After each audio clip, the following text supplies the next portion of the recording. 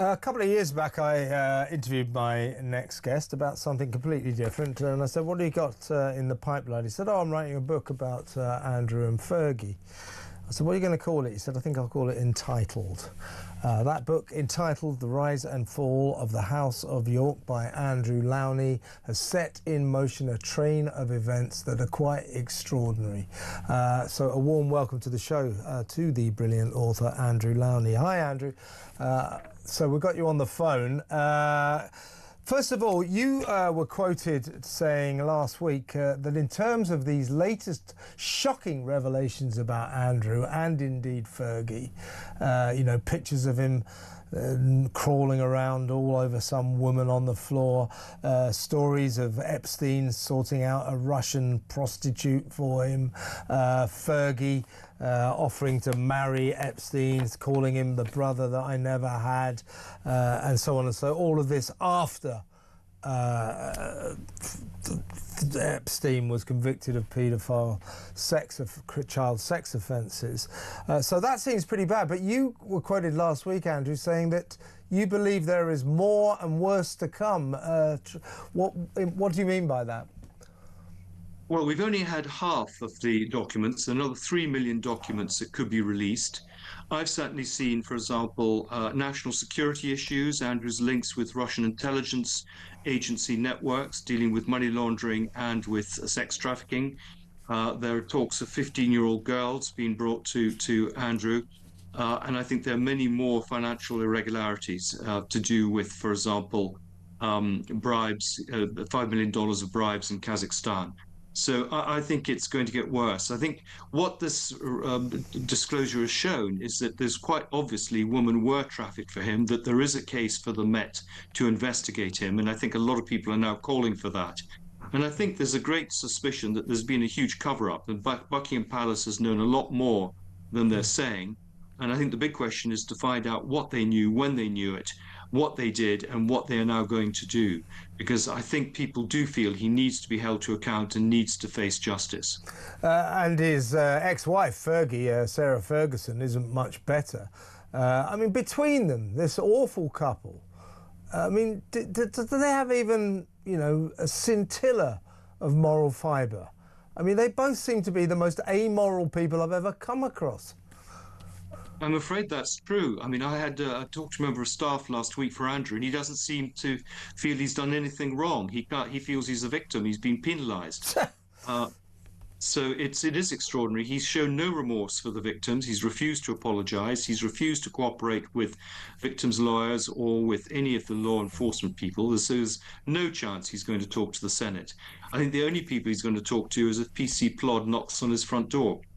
Yeah, and PC Plod have already passed over the chance to interview him. This was the allegation that he tried to persuade royal protection detectives to investigate Virginia Giuffre, his accuser, which was not his job to do. It was outside the remit, and that would have been, if he did that, that is a criminal offence. Trying to sort of bribe a serving police officer. They just glossed over that and said, no, we won't be bothering with this. Well, I think you're right, Andrew. I think we, the British public, are sick and tired of the authorities just sort of brushing aside or brushing under the carpet more and more serious charges about this man, Andrew, and indeed his wife. It is time the police got serious about this. I agree. I mean, I think HMRC should be looking at both of them. I've offered to give my material, much of it which of course couldn't be used for legal reasons, to the National Crime Agency. But there's a whole catalogue of things. I do think we also need a parliamentary inquiry into his time as a trade envoy with the former heads of UKTI and ambassadors on oath saying exactly what happened, who he was taking with him.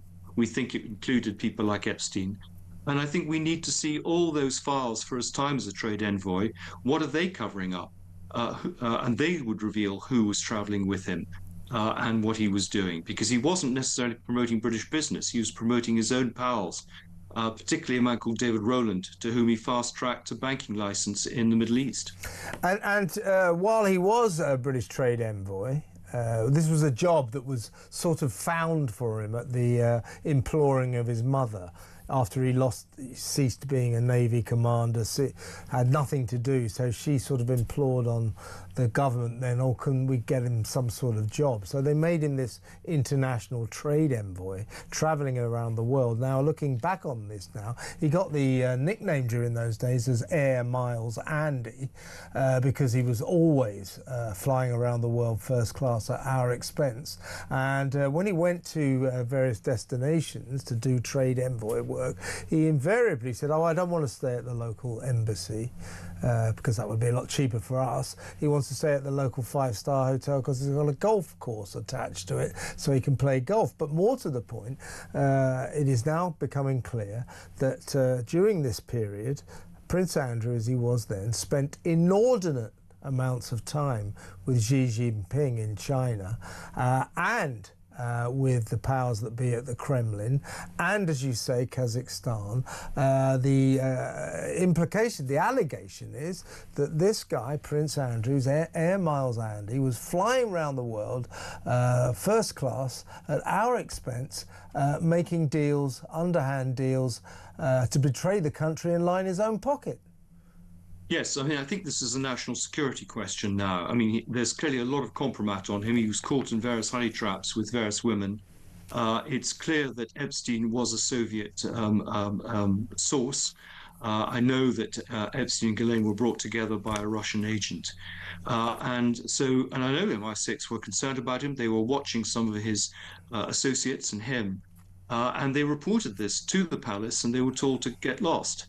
So, as I say, I think there are some big questions for Buckingham Palace to answer, as well as the government. Why aren't the government releasing these files on his time as a trade envoy? Because I think that would answer some of the questions.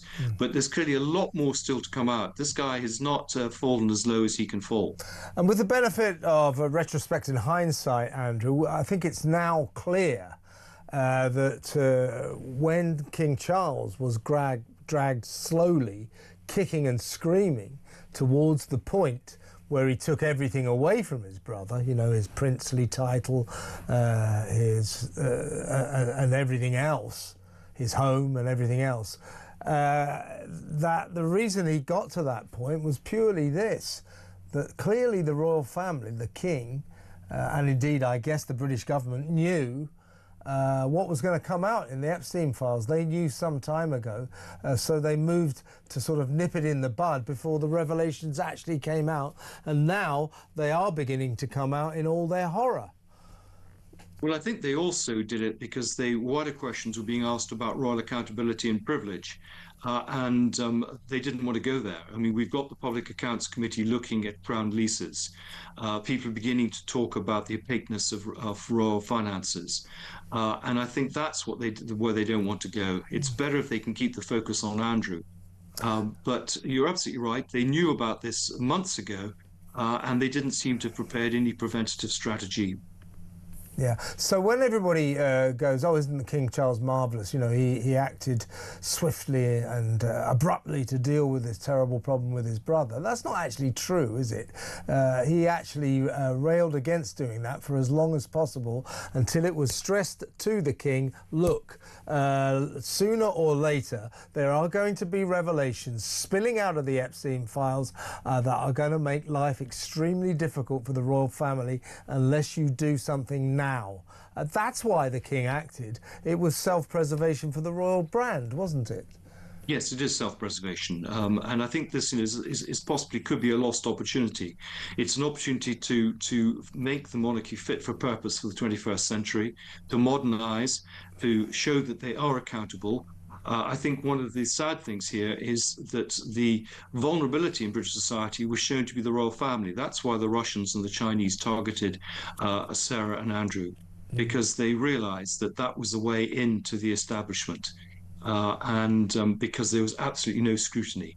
If the royals have nothing to hide, they should have no worries about being much more open about the way they operate. And of course, Fergie and Andy were handy targets for our enemies, for this nation's enemies, Russia, China, etc.